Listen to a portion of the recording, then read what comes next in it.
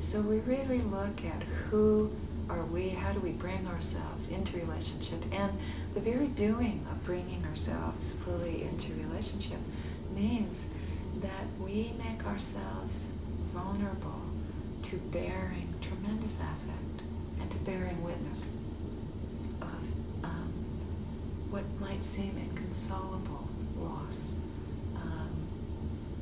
what might be someone's deepest helplessness. And especially Americans, I think, we don't like that affect. We like to fix, and we like to be in charge, and we don't like owning our own helplessness.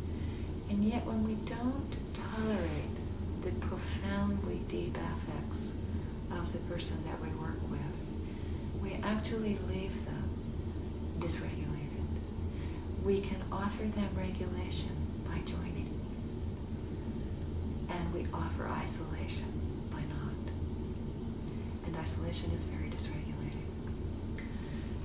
But the double-edged sword of that empathy is that we also are opening ourselves up to deep affects that we might prefer to shield ourselves from. So it's really important that we do our own work around self-soothing and calming and regulation. And I'll talk about that a little bit later.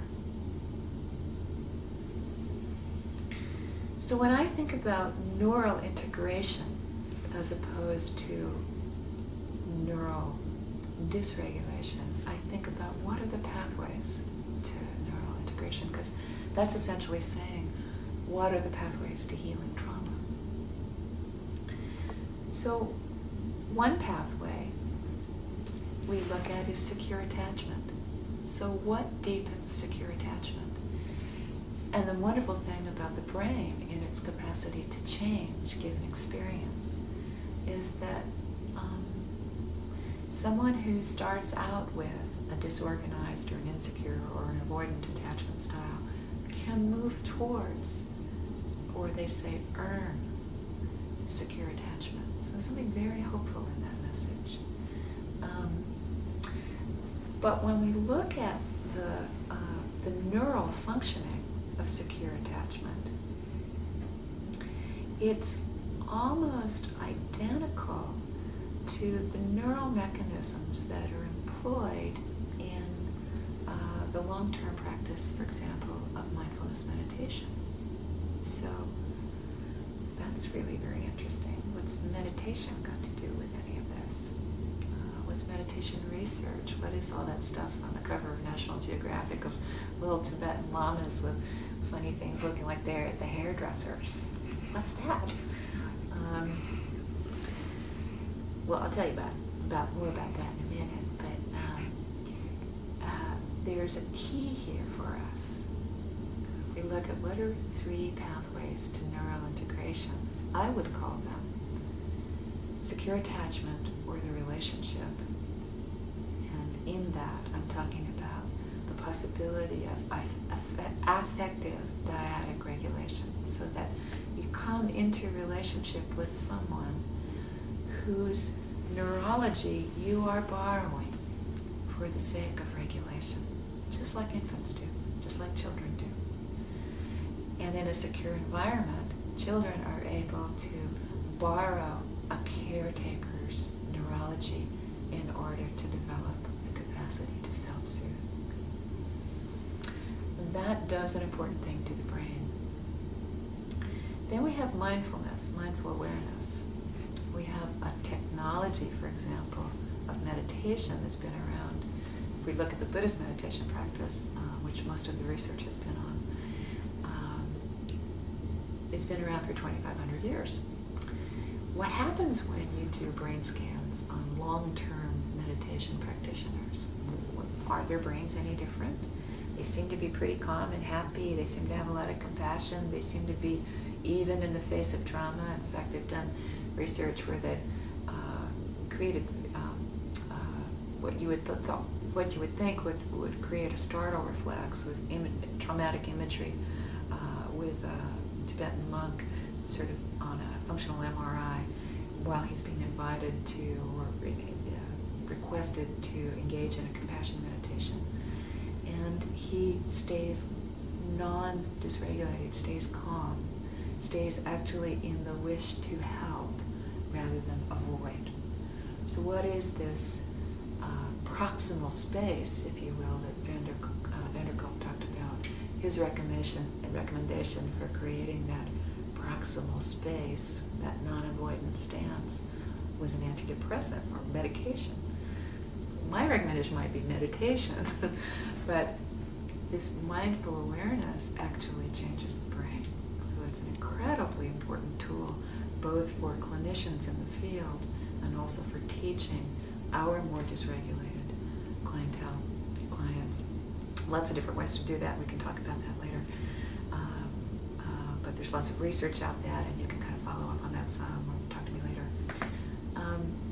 The third piece that drives neural integration, so we've got secure attachment, mindful awareness, and now we have a third piece that I'm bringing in. And it's the narrative, the coherent narrative. I might call it the poetic narrative, because I'm really wanting to stress that the importance of right brain to right brain communication, which we see in secure attachment. Secure attachment actually develops out of consistent installments of good enough right brain to right brain interactions when a child is growing. The poetic narrative, or the coherent narrative, when we begin to contextualize our experience, an amazing thing happens to the brain. Immediately there is a downregulation, there's a calming impact, the parasympathetic nervous system is engaged. So this upregulation of a traumatic memory, when we begin to write about it or speak to someone who's deeply listening, our upregulation begins to downregulate, and we engage first the sympathetic nervous system and then the parasympathetic nervous system. So the contextualization, putting affect into context, actually engages the parasympathetic nervous system. Very important thing to understand about regulation. Because what we want with regulation is a balance between the parasympathetic and the sympathetic nervous systems, the capacity to upregulate and the capacity to downregulate. So effective treatments really have, research seems to indicate across the board that effective treatment comes out of a kind of emotional and relational engagement with the traumatic memory, and the opportunity to feel the fear and express the fear. And probably not right away. Right away, the body needs to actually be, or the body-mind, the survival mechanisms are in full flight, and there really isn't that capacity to engage the whole brain. There actually needs to be kind of a calming environment when somebody is in the immediate impact of trauma. But down the road, the capacity to feel and to express the affects that were involved, fear, the terror, the helplessness, and to express it to someone. So again, it's that relational component, to express, to feel held in the heart and mind of a benevolent other. And then to go from there to the capacity to construct a coherent narrative, for the individual to be able to make an account of the trauma. You can actually, Eric Hesse and Mary Main, who are at UC Berkeley, created the adult attachment interview. It's a very interesting measure.